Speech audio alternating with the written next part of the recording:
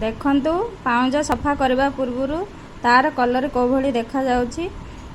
आउ मो पाउंज सफा कर साला परे आपण मानकु देखैबी तार कलर कोभली देखा जिवो। सफा करबा पई गोटे ग्लास पानी, बासन मजा लिक्विड आ गोटे स्टील बासन नबा। ग्लास पानी ने जिबा हम प्रथमे बासन मजा लिक्विड नबा।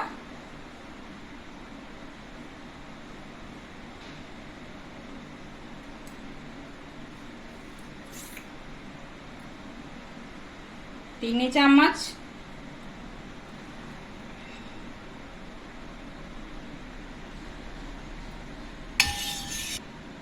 तापर हम ताको भल भाव फेंटी दबा।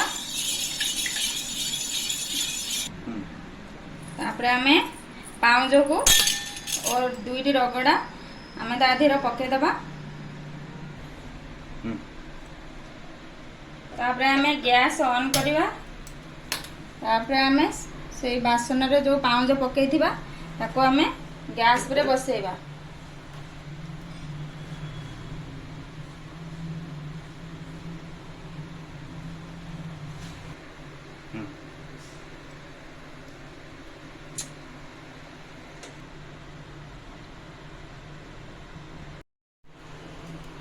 मीडियम आंच रे यहा को हमें 4 रु 5 मिनिट फुटेबा।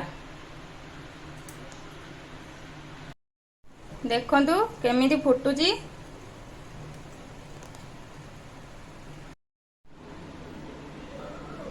देखंतु ये फुटिकी पाउंज पूरा पूरी सफा हो जाएची।